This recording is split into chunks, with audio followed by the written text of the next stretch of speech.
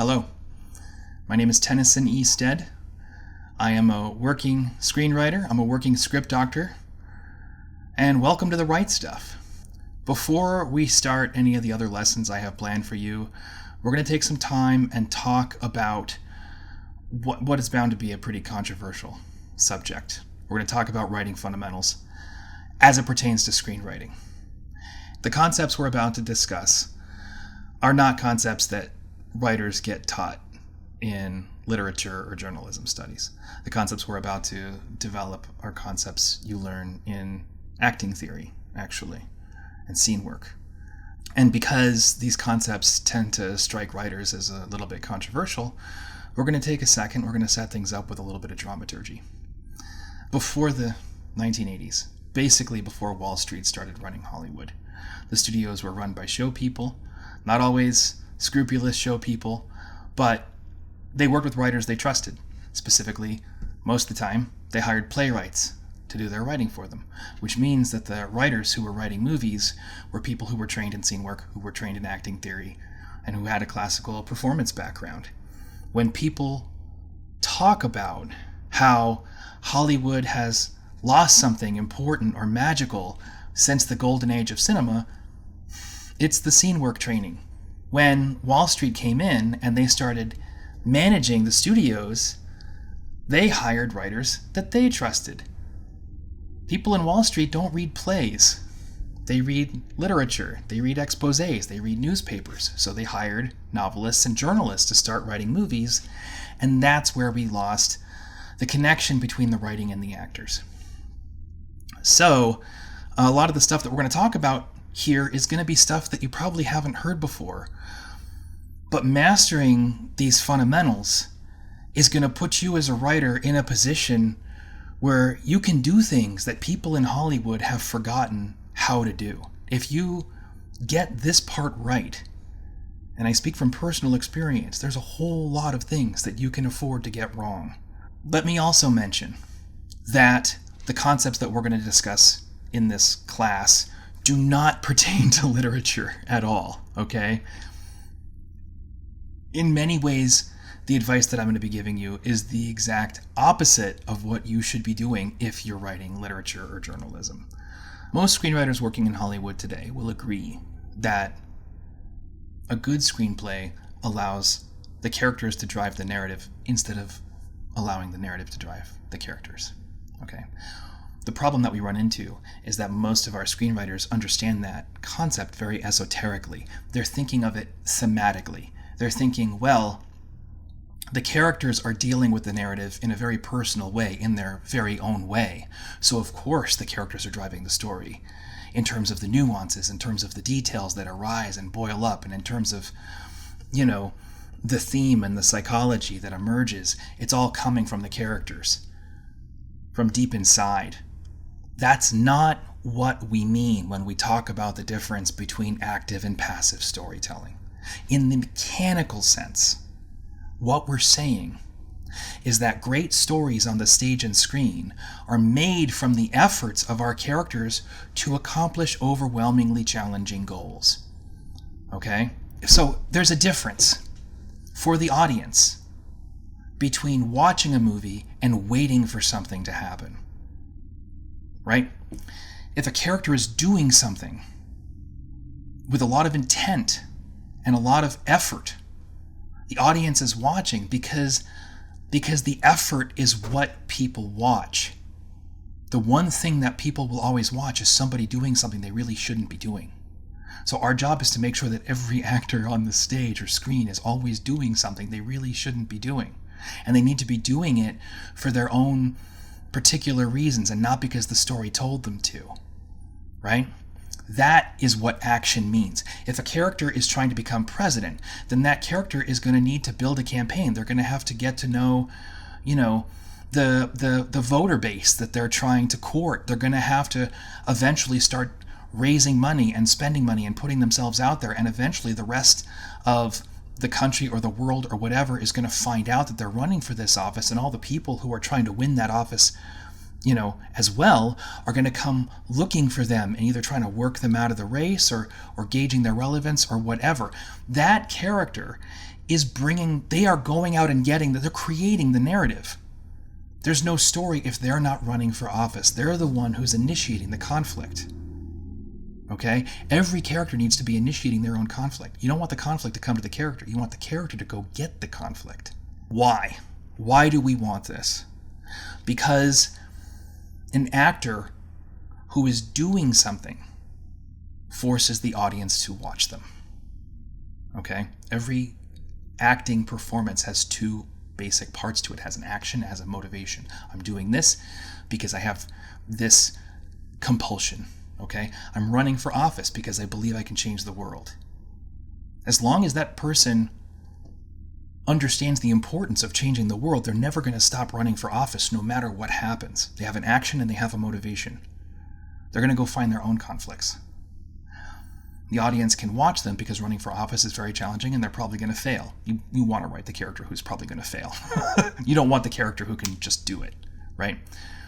Because if they can just do it, there's no arc. We'll get to that. When a character reacts, when something happens, and if a character is forced to run for office because something terrible happened and they just no longer have faith in the rest of the country's ability to run itself, or whatever the case may be, okay?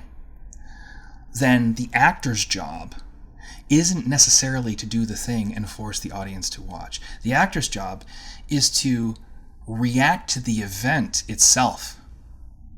And in doing so, what the actor is doing is they're trying to conjure up the emotion and the tone. It's not about the action anymore. It's about the emotion and the tone that makes that event or that concept or that piece of plot feel credible. That actor suddenly is trying to sell the story to the audience. And reactive performances, as a result, always wind up feeling like they're trying to sell something. So, just to sort of put a button on this, and this is not something I've ever heard from another screenwriter, this isn't something I've heard from other film professionals, but I'm going to tell you right now, I've always found it to be true. The relationship between actors and audience members is the bystander effect. When a person is doing something, even if it's something terrible, to another person, a crowd is likely to support that person in their efforts as long as that effort is engaged and ideally not without risk. You know what I mean? As long as it's committed, as long as they're in it and they're working towards their goal and they're not letting anything get in their way, audiences, people around that person are more likely to jump in. They're going to watch. They're going to watch the person doing the thing, and then they start rationalizing why they're watching. Oh, well, this person obviously is in the right, or maybe they're very charismatic. They invent, if this person has no reason to be likable, the people watching, by and large, by the numbers, will invent reasons to like that person.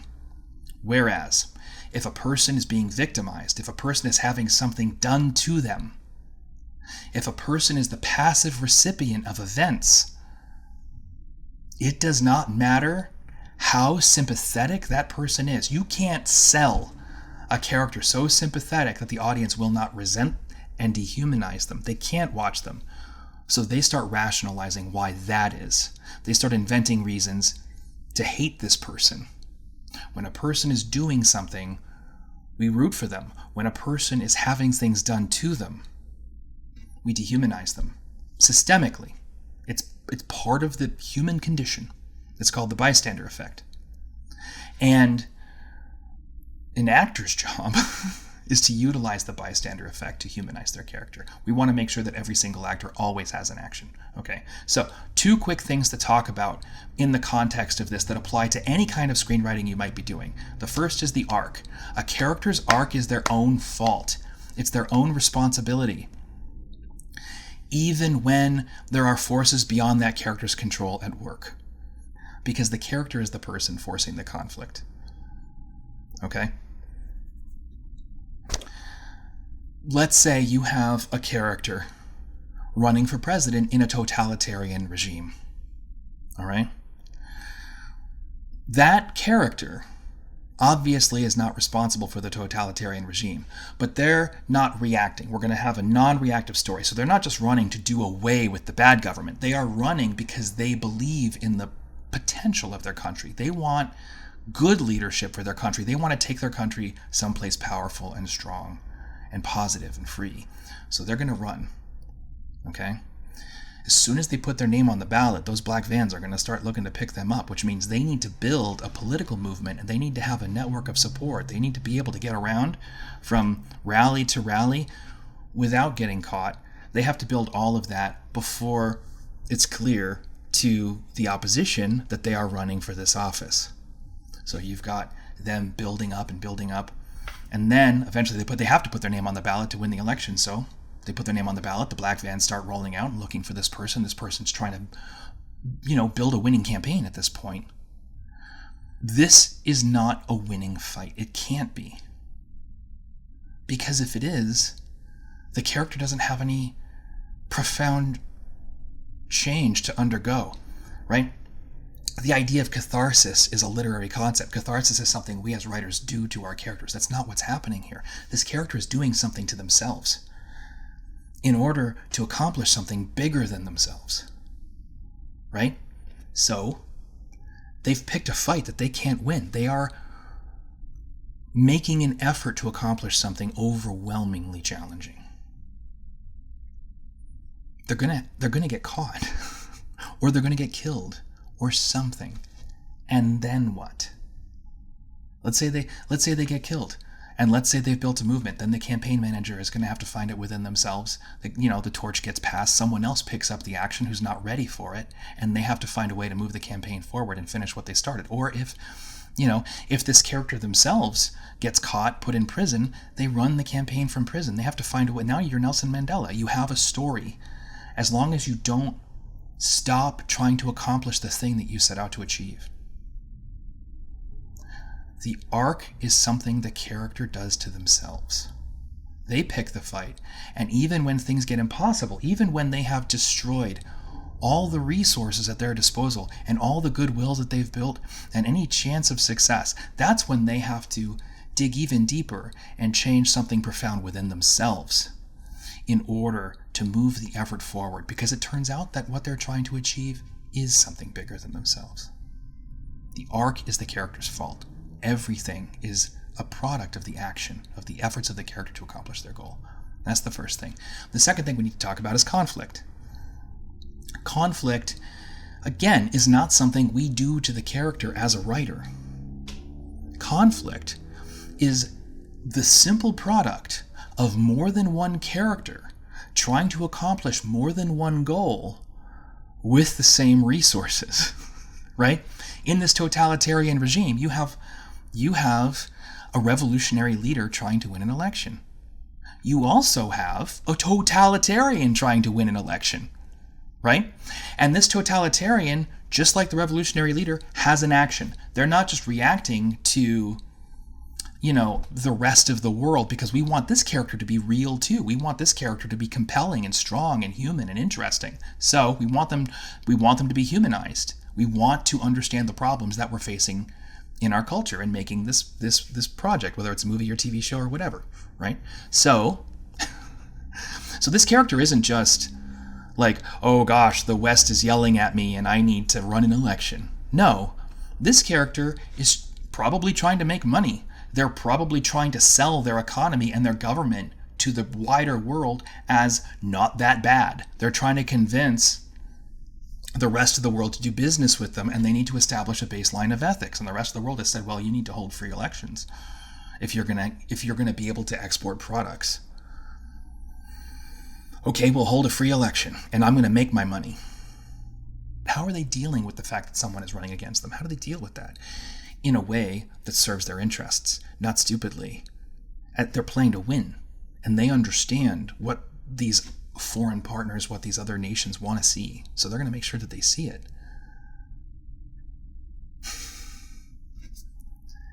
There's only one election.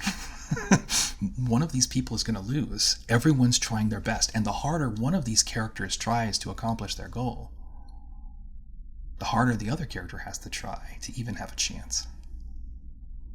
That's how conflict works. It's not a snowstorm.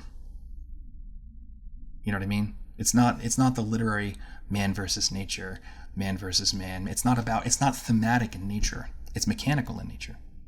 It's a product of the action of the story. And conflict comes in every single relationship. If you have a married couple in a film or in a television show, one person is trying to build one marriage, another person is trying to build another marriage. Those marriages are not identical, even if they're mostly the same, even if you mostly agree on most things because it serves my interest and it serves your interest. This doesn't work for me. That doesn't work for me. I need this relationship to go over here. You need this relationship to go over here. And sometimes you can't compromise because you need what you need to accomplish your goal.